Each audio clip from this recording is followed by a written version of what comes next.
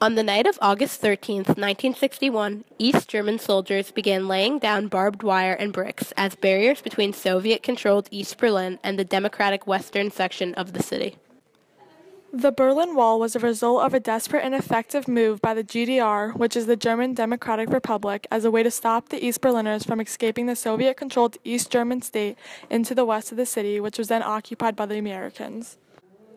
The Berlin Wall stood for about 28 years. In 1948 to 1949, there was a German airlift which was a massive transfer of essential supplies flown into Berlin, Germany. The Soviets decided to cut off land and block the Western Allies' railway, road, and canal access, which caused year-long airlifts of supplies to the stranded citizens before the Soviets reported the passageways. The airlift was initiated in response of a land and water blockade in the city that had been instituted by the Soviet Union in the hope that the Allies would be forced to abandon the West Berlin. Between 1946 and 1961, nearly 2.5 million people left East Germany to go to the West. German authorities attempted to stem the tide of defectors by requiring order passes to cross and criminalizing defection with jail sentences of up to 4 years. More than 150,000 people were left in the first 6 months of 1961 alone. The East Side was strictly communist. There was a new sense of openness, and for the first time, people were allowed to talk freely about the government without fearing for their lives. The German Democratic Republic was founded under Soviet influence on October 7, 1949, preventing German unity. By 1961, there was an estimated 1,500 people who fled to the west side because Soviet controlled the east, and overall 2.6 million East Germans escaped to West Germany between the dates of 1949 and 1961. The East Side grew delusioned with communism and increasingly oppressive economic and political conditions. An increasing number eventually began defecting to the West. There are many political factors that led to the building of the Berlin Wall.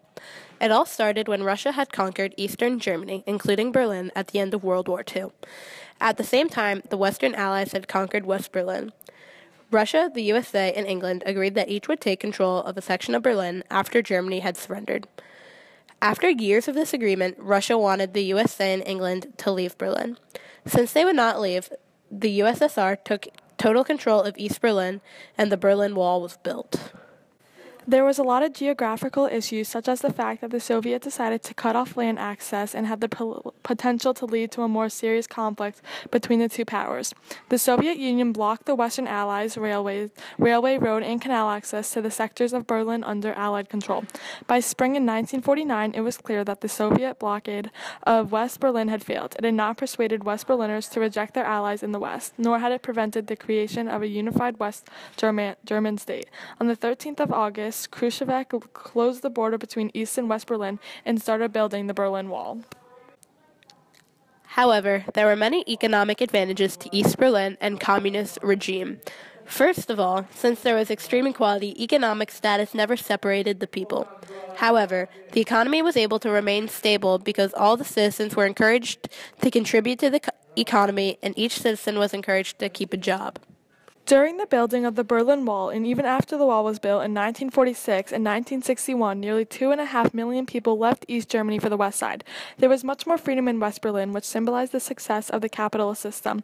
The Russians regarded the Berlin Wall as a propaganda success, but as time went on, it became a propaganda disaster because it was seen as a symbol of all of that was bad about the Soviet rule.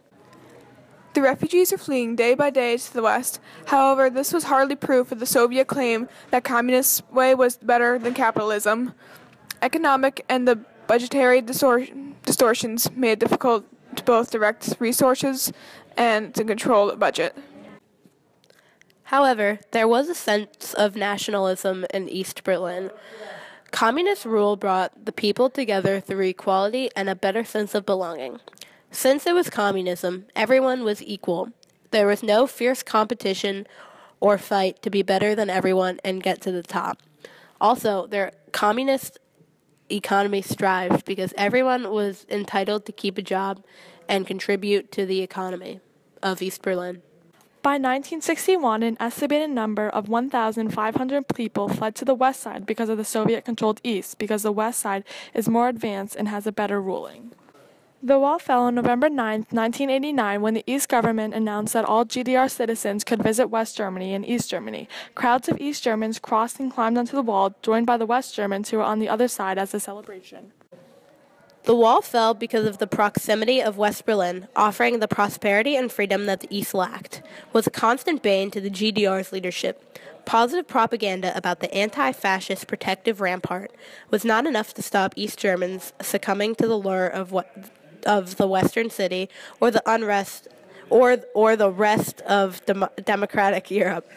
As revolutions against the Soviet Union rose through the 1980s, people in the GDR started to demand greater personal and political freedoms, as well as that of movement, and protesters demanded they be allowed into the West. On this night, some East Berliners crossed freely into West Berlin, while others brought hammers and picks and began to chip away at the wall itself. However, the reunification of East and West Germany was made official on October 3, 1990, almost 1 year after the fall of the Berlin Wall.